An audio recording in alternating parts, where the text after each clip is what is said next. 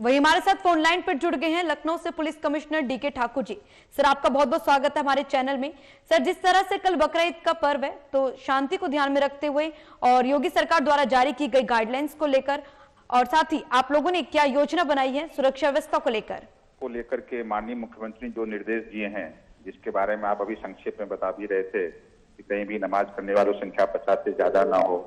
भीड़ भाड़ इकट्ठी ना हो, प्रतिबंधित पशुओं की कुर्बानी ना दी जाए, कहीं भी गंदगी ना फैलाई जाए, सफाई व्यवस्था बरकरार रखी जाए। इन सब चीजों को हम लोग नगर निगम, जल निगम, बिजली विभाग सबके साथ मिलकर के इंश्योर कर रहे हैं। इसके अलावा आप लखनऊ में जानते हैं कि हमारा जो पुराना लखनऊ या वेस्ट लखनऊ है,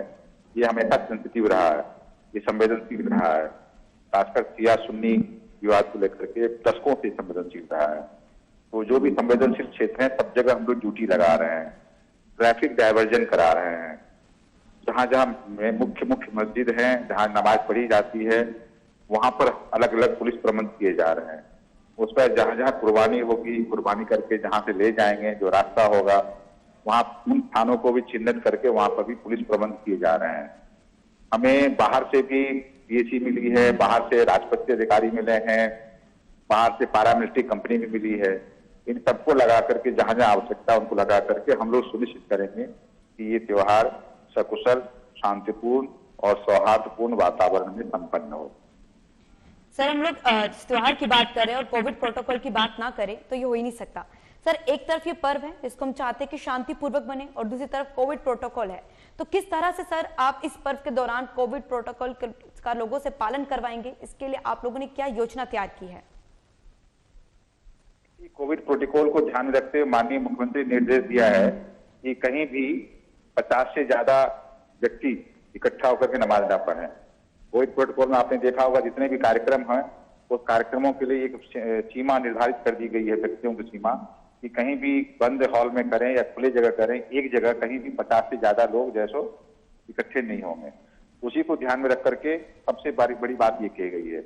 दूसरा, जो कोविड प्रोटोकॉल को हम लोग पालन कराएंगे, हम लोग इंश्योर कराएंगे कि जो भी लोग बाहर निकल रहे हैं, चाहे नमाज पढ़ने के लिए चाहे कुर्बानी के लिए, वे मास्क का यूज जरूर करें, कहीं भी अनावश्यक भीड़ भाड़ ना लगाएं, सोशल डिस्टेंसिंग का पालन करें। इन सब चीजों को हम सुनिश्चित करेंगे। आपने देखा होगा कि लखनऊ में ही नहीं पूरे उत्तर प्रदेश में कोविड एप्रोप्रिएट बिहेवियर का जो हम लोगों ने पिछले कई 2-3 महीनों से पालन कराया है, उसके चलते पूरे उत्तर प्रदेश में कोरोना संक्रमितों की संख्या दिनों दिन घटती जा रही है। हमारे एक्टिव केसेस भी काफी घट गए हैं। आज का रिकॉर्ड देखें तो लखनऊ प्रदेश में दूसरे स्थान पर आ गया है। हमारे यहाँ टोटल जो एक्टिव पॉजिटिव केस हैं वो 100 से भी बिलो आ गए हैं। और हम चाहते हैं कि लखनऊ की आम जनता ने जिस तरह हमारा सहयोग किया है और सहयोग करके हमें इस स्थिति में पहुंचाया है, इस अच्छी स्थिति में पहुंचाया है, तो लखनऊ की आम जनता हमें हमारा इसी तरह सहयोग करते रहे,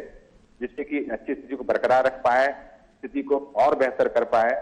जिससे कि जो नाइट कर्फ्यू की जो स्थिति है और वीकेंड कर्फ्यू स्थिति वो भी समाप्त हो पाए, आम जनता अपनी दिनचर्या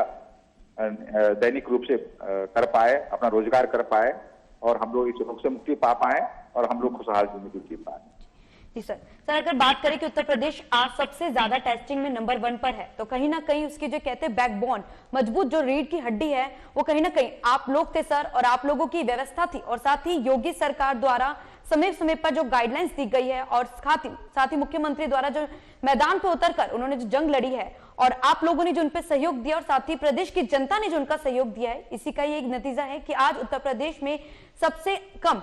कोविड केसेस की संख्या देखने को मिल रही है और रिकवरी रेट तेज से बढ़ता जा रहा है। सर, एक अंतिम सवाल मैं आपसे और करना चाहूंगी कि इस बार से जो प्रतिबंधित जानवरों की कुर्बानी पर रोक लगाई गई है, सर उसके बारे में हमारे दर्शकों को कुछ विस्तार से जानकारी दीजिए। देखिए, ये केवल इसी बार रोक नहीं लगाएगी, ये रोक हर एक साल लगी रहती है और ये लोग पालन भी करते हैं। कभी कभी कुछ ऐसे अवांछित तत्व होते हैं कि प्रतिबंधित पशु जैसे ऊंट वगैरह या गोवंश वगैरह की कुर्बानी देने की कोशिश करते हैं, उन्हीं को रोकने के लिए सरकार ने स्पष्ट शब्दों में, खुले शब्दों में कहा है कि ऐसी कोई स्थिति नहीं आने दी जाए, पूरी व्यवस्था रखी जाए, पूरा पुलिस प्रबंध रखा जाए, कोई इस तरह की अवांछनीय गैर कानूनी हरकत ना करने पाए।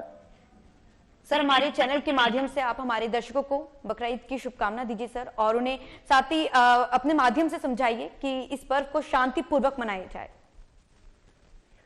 नहीं है, न केवल शांतिपूर्वक, हम तो लखनऊ की आम जनता से ये रिक्वेस्ट करेंगे कि इस पर्व को शांतिपूर्ण मनाएं ही, सारे समुदायों में शांति और सौहार्द का वातावरण बनाए रखें